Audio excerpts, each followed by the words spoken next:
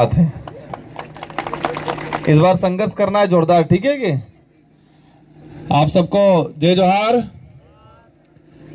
आज सलुम्बर विधानसभा उपचुनाव को लेके इस पांडाल में विराजमान हमारे बीच में बागीदोरा विधायक भाई जय कृष्ण जी पटेल, साथ ही आप सबके लाडले और आप सबकी आवाज बनकर जाने वाले जुझारू चंचल भाई जितेंद्र जी कटारा, जितेश कटारा, और साथ ही हमारे भीम आर्मी के जिला अध्यक्ष एससी समुदाय से आए हुए पदाधिकारी सालवी जी, और साथ ही ओबीसी समुदाय से आए हुए पदाधिकारी भाई दिग्विजय सिंह जी, हमारी पांडाल में बैठे हुए माताएं बहनें, बड़े बुजुर्ग, मेट कोटवाल।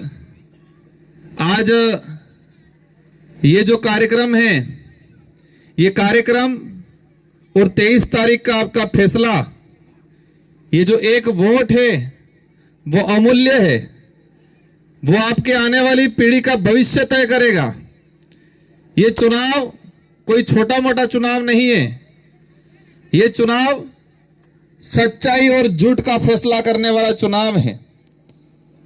हमारे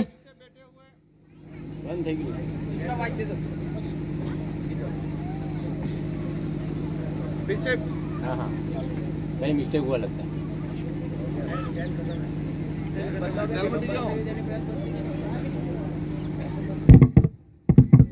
आपके वाला बज रहा है, मेरे हाँ ये बज रहा है। पीछे बैठे हुए काका बड़े बुजुर्ग विचार कर रहे होंगे, हर फरे आवे ही वोट आली आलीन थाकी जो उन्हें विचार करता है। देश आजाद हुआ 1947 के अंदर और इस देश का संविधान लागू हुआ 1950 में। हमें विचार करना पड़ेगा ये वोट क्यों डालना पड़ रहा है और इस वोट डालने का अधिकार क्यों मिला, कैसे मिला। अगर उनकी चलती और आज भी जैसे भाजपा काम कर रही है, अगर उनकी चल जाए तो ये हमसे वोट देने का अधिकार भी छीन ले। ये लोग ये देश आजाद कराने में हजारों लाखों लोगों ने अपना त्याग बलिदान दिया, कई लोगों ने अपनी जान गंवाई। मुगलों से, राजा रजवाड़ों से, अंग्रेजों से इस देश का आम आवाम का व्यक्ति, गरीब परिवार का बेटा लड़ाई लड़ा था। जब यह देश आजाद हुआ उस समय कल्पना की थी, जो तात्कालीन जो लोग थे उन्होंने विचार किया था अब देश आजाद हो गया, अंग्रेज भाग गए, लूटने वाले चले गए। लेकिन उनको यह नहीं पता था कि इस देश के अंदर बीजेपी और कांग्रेस के रूप में लूटने वाले पैदा होंगे। ये नहीं सोचा था उन लोगों ने। उस समय कल्पना की थी कि इस देश की आवाम जो शांति से, सुख से, चैन से, हर सुविधाओं से युक्त होकर इस देश में स्वतंत्र रूप से जिएगी, ये कल्पना की थी। अपने बाप दादा कहता कि आजादी पहले काला कानून तू, काला कानून में क्यों था तू? जो मुखिया होता वो सेनापति को आदेश करता कि ये दिन नहीं ये रात है, और सेनापति फिर कहता भले दाड़ो वे तो सारी सेना ने हो के तो ये दिन नहीं ये रात है, तो सारी सेना यस साहब ये दिन नहीं ये रात है। आज भी सलुम्बर विधानसभा में और 84 विधानसभा में और राजस्थान के पूरे इलाके में यही चल रहा है। भजनलाल जी कह रहे हैं ये दिन नहीं ये रात है, और सारे ये अधिकारी कह रहे हैं यस सर ये दिन नहीं रात है, और ये अधिकारी पुलिस वालों को कह रहे हैं ये दिन नहीं ये रात है, तो पुलिस वाले भी दौड़ रहे हैं और हमारे लोगों को परेशान कर रहे हैं। हमारे बीच में दिग्विजय सिंह जी बैठे हुए हैं, हमारे पास जिला अध्यक्ष, उनको परेशान किया जा रहा है, मुकदमे ठोके जा रहे हैं झूठे झूठे। मेरी भी हिस्ट्री निकाली जा रही है, माइनस पॉइंट कोई मिल नहीं रहा है, कोई मिला भी नहीं। उसको राजकुमार गाड़ी में फरेम कहे, राजकुमारी मकान बनाव जो बंगलो बनाव जो यार विधायक हो, विधायक ने तनखा आवे तो वो साइकिल में तो थोड़ा फरूंगा। एक मामूली सा चतुश्रेणी कर्मचारी, एक सरपंच अपना मकान में गाड़ी लाता है तो क्या विधायक नहीं लाएगा? 2 बार विधायक बना, सांसद हूं और मार गिरवाली नौकरी करे। बीजेपी वालों के पास कोई मुद्दा नहीं है, हो कहे राजकुमार गाड़ी में फरे, काली गाड़ी में फरे एम के मो काली गाड़ी एटले लावजो क्या દોડા દોડા જબ્બા બાજુમાં ફરીને દોડી દોડી ગાડી લઈને કાળા કાળા કામો કરતા હતા. મેં કીધું કાળી ગાડી લાવીને આપણે દોડા કામો કરવા એમ વિચાર કીધો અમને. इन लोगों के पास कोई मुद्दा नहीं है, एक ही कह रहे हैं अपने खिलाफ, विकास रुक जाएगा. हम कहें हो कहीं विकास रुक जाएगा. भाई दादा सलुम्बर में आपने 10-15 साल राज किया, लेकिन आज भी सलुम्बर के हमारे ग्रामीण इलाकों में इन पहाड़ों में बच्चों को स्कूल जाने का रास्ता नहीं है. आज भी स्कूल है तो स्कूल का कमरा नहीं है, और कमरा है तो स्कूल में पढ़ाने वाला टीचर नहीं है. आज कहते देश आजाद हो गया, देश ये कर दिया, देश विश्व गुरु बन रहा है, लेकिन हमारा गरीब आदमी जब हॉस्पिटल में जा रहा है उसको लाइन में खड़ा रहना पड़ रहा है 2-2 घंटे तक. हॉस्पिटल में इलाज नहीं मिल रहा है. ये कंडीशन बना रखी है, कह रहे देश विश्व गुरु बन रहा है. अंग्रेजों ने कम लूटा था, अंग्रेजों से ज्यादा ये लोग लूट रहे आज देश के अंदर. आज कह रहे हैं माहौल बढ़ा रहे, बीएपी वाले आएंगे, गेहूं बंद हो जाएगा, पेंशन बंद हो जाएगा, छात्रवृत्ति ये हो जाएगा. आज ये पीछे बैठे पढ़ने लिखने वाले कई बच्चे होंगे, 3 साल हो गए छात्रवृत्ति नहीं आई है. और बार बीजेपी वाला अहमदाबाद अपने बाहरे आनंद गाड़जी मोकले हम कहीं. हमारे पढ़ने वाले बच्चों की छात्रवृत्ति नहीं आ रही है, बड़े बुजुर्गों की पेंशन नहीं आई थी, 3 महीने हो गए थे, हमने लड़ाई लड़ी, हमारे विधायक ने लड़ाई लड़ी, अभी 2 महीनों की आई है, 1 महीने की अभी भी बाकी है. मैंने गेहूं के लिए बोला था, मैंने ये कहा था कि आप 12,000 का बाथरूम नहीं दोगे चल जाएगा, लेकिन आप हमें अच्छी शिक्षा दे दो, आरक्षण का अधिकार दे दो, जल जंगल जमीन का मालिकाना हक दे दो, हम अपने आप कर लेंगे, 1.5 लाख का बाथरूम बना देंगे. 12,000 में बाथरूम बने, 2 ट्रैक्टर बाटालावा कटला पड़ी 100,000, एक दरवाजा कटलम था 100,000 पूरा था ही गया. हमें छोटी मोटी योजना अच्छी बातें मिलना चाहिए. आज 2 रुपए किलो गेहूं मिल रहा है, ये किसकी देन है? छोटी पार्टियों की देन है. कांग्रेस के लोग कहते हैं, रोटियां सेकते हैं कि हमने 2 रुपए किलो गेहूं शुरू किया, कहते हैं रोजगार गारंटी लागू की, लेकिन ये किसकी वजह से आया? देश के अंदर पहली यूपीए सरकार बनी, मनमोहन जी प्रधानमंत्री बने, और प्रधानमंत्री बनने से पहले कांग्रेस के पास पूर्ण बहुमत नहीं था, और उस समय कहा छोटी पार्टियों को 17 पार्टियों वालों ने समर्थन दिया, और समर्थन देते वक्त शर्त रखी कि आप देश के अंदर रोजगार गारंटी नो कानून लावोगा, ते में समर्थन करा. मनमोहन जी और सोनिया जी को, कांग्रेस के नेताओं को कहना पड़ा मजबूर में हाँ. से छोटी पार्टी और सामाजिक मूवमेंट के लोगों ने कहा कि देश में खाद्य सुरक्षा कानून आना चाहिए, और उन्हीं की बदौलत आज जो गेहूं आ रहा है वो आ रहा है. अब उन्होंने इसमें क्या कर दिया, इस योजनाओं में भी करोड़ों का भ्रष्टाचार करने की चाल चली. ये यूपी बिहार हरियाणा से गेहूं खरीदते हैं 25 से 26 रुपयों के अंदर, और हमें यहां घटिया गेहूं देते. ये गेहूं वाला जो मामला है, इसमें लाखों करोड़ों का घोटाला करते हैं. बेथे की खरीदी 5-6 रुपयों में, और इन्हें आली 26 रुपयों में. आपण तो हालांकि 2 रुपये में मिले, लेकिन सरकार से, सरकार के राजकोष से सरकार ने कोटा थे कि कटलो जाए 26 रुपया. और 99 पूछी लीजो आसपास कोने कर्मचारी था, राशन कार्ड में नाम रहेगी तो पेला थोड़ा थोड़ा मળી के 27 रुपया भरा पड़ जाए 1 किलो ना. 38,000 28 रुपया. हाँ, यह बे कहीं आनंद परिवार थे कि 38,000 रुपया भर जा पासा. 1 किलो गेहूं गेहूं कटलम आवे है 25 से 26 रुपए में. भले हमको 2 रुपये मिल रहा है, लेकिन वो गेहूं बीच में खराब आया था. हमने आवाज उठाई कि डूंगरपुर, बांसवाड़ा, उदयपुर के अंदर जनता रहती है, जानवर नहीं है, तुम जो खराब गेहूं दोगे. मैंने लड़ाई लड़ी, मैंने वो गेहूं बदलवाया. तेबारू के राजकुमार गौ बन कराड़े पे.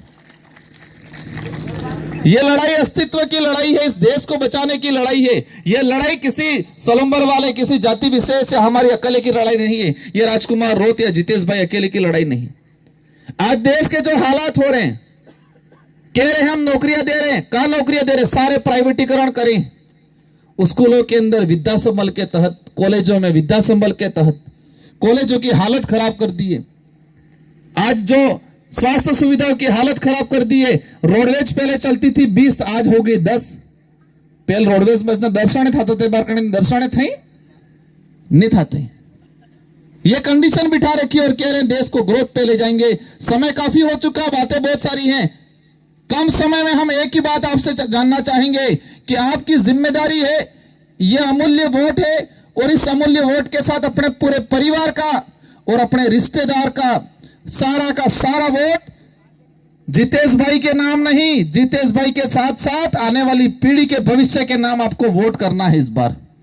और कांग्रेस बीजेपी वाला लागू जुझे, अभी मैं देख रहा था बीजेपी वाले क्या कर रहे हैं, भी कांग्रेस थे कि टक्कर एम कहीं सलूम्बर में किने थे कि टक्कर एम पूछी या कांग्रेस थे कि टक्कर एम कहीं, और कांग्रेस वाला हो लगी सलूम्बर में किसी से टक्कर नहीं है, सिर्फ बीजेपी से टक्कर एम कहीं। हमली लियो या बेजड़ा मरे ना अपने टक्कर करवाने कोशिश करे हैं, सब मरेला ही या। पिछली बार भी सलूम्बर में यही हुआ था। आम जनता को, बेचारे बड़े बुजुर्गों को यह गुमराह किया कि ये नए नए छोरे हैं, आनंद कई थावानो नहीं है, 10-15 हजार में निपटी जवाना है, तमे वोट वगाड़ो न की એટલે कांग्रेस में आल दीजो एम कहता पहल के फरे।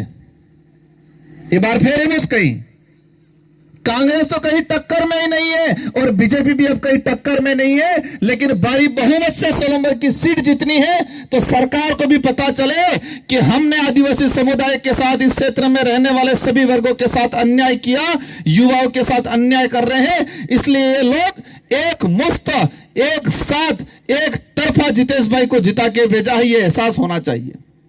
हमारी माताएं, बहनें, बेटी, आपने शांता देवी जी जय होकर हैं विजयन, वो भी अपने माता तुल्य हैं, अपन भी उनका सम्मान करते हैं। लेकिन वहां जाके तो हमारे स्कूलों की डिमांड रखनी है, वहां जाके तो हमारे सड़कों की डिमांड रखनी है, वहां जाके हमारे जल जंगल जमीन की डिमांड रखनी है, और वहां जाके तो हमारे जावर माइन चल रही है, उसमें हमारे यहाँ का बच्चों को नौकरी मिलनी चाहिए, ये लड़ाई लड़नी है। ये शांता देवी जी लड़ी सकेंगा? एक पहले फिर देवी कही रेशमा देवी जी लड़ी सकेंगे? आनंद क्या हुआ, गैर शांति थे कि बेवानो समय है तमन गैर बेवड़ावा ने जितेश भाई ने मोकला जयपुर। ई क्या हुआ अपने प्रचार में एक उस काम के हुए कि तुम्हारे उम्र था ही शांति थे कि गैर बेवो है और जितेश भाई मोकलवा है जयपुर।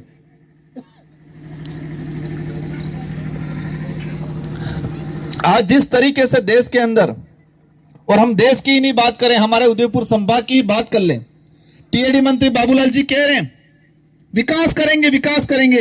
3 से 4 बार विधायक रहे, भी मंत्री है। इनके विधानसभा क्षेत्र के अंदर गरीब बच्चों को बेचा जा रहा है, बोली लग रही है, बोली बोकड़ान बोली लागे हम। हमारी बहन बेटियों का सौदा होता है गुजरात में, उनकी विधानसभा में। 14-15 साल के बच्चे को स्कूल क्या है, स्कूल हो के वही नहीं खबर है, किताब ने सोपड़ी हुए ही नहीं खबर है। ऐसी हालत खराब कर दी झाड़ल फलासिया में, और अब ज्योति उठा के चल पड़े हैं कि मैं विकास करूंगा। भाई आपके विधानसभा में क्या किया, यह समझने की बात है। ये लड़ाई, ये मुहिम इसलिए तैयार हुई है कि कांग्रेस बीजेपी ने हमारे साथ अन्याय किया, भेदभाव किया, इस इलाके के विकास को रोकने का काम किया, और हमारे यहाँ एजुकेशन सिस्टम खत्म कर दिया, और हमारे पढ़े लिखे आदमी आज गुजरात बीएड करके गुजरात मजदूरी करने के लिए जाने के लिए मजबूर हो रहे। अभी जानकारी मिली है, और ये वीडियो गुजरात वाले भाइयों तक भी जाना चाहिए कि गुजरात में एक मजदूर करने वाला व्यक्ति कहीं दिन नीचे पड़ी जाए, कहीं दिन हादसों थाई जाए, कांग्रेस बीजेपी वाला कोने नहीं जाए, उस समय भारत आदिवासी पार्टी का कार्यकर्ता खड़ा रहता है। वहां उस इलाके में जाते हैं, गुजरात के अंदर कोई भी हादसा होता है तो हमारे विधायक खड़े रहते हैं, हम खड़े रहते हैं। और इतिहास में पहली बार गुजरात में प्रवासी मजदूरों के लिए भारत आदिवासी पार्टी ने वो ऑफिस खोली है, न कि कांग्रेस बीजेपी ने। ये बार हम जो गाड़जी करी तो गुजरात मोकले लीवा बल्ले। लेकिन कोरोना काल आया, कोरोना काल में हमारी बहन बेटियां, हमारे भाई गुजरात से पैदल चलते चलते आए, 400 किलोमीटर पैदल चले।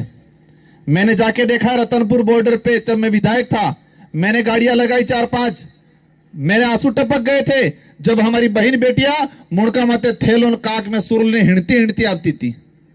तारीख ही गया था बीजेपी कांग्रेस वाला, कोणाम फेई गया था कि कोरोना थाई जाए एम करीन के नकल जाता है, कोरोना लड़ी जाए करी ने कोणाम फेई गया था। जब कोरोना आया तब हमारे बहन बेटियां, हमारे भाई पैदल चल चल के आए, और आज वोट लेने तो गाड़ियां भेज रहे हैं।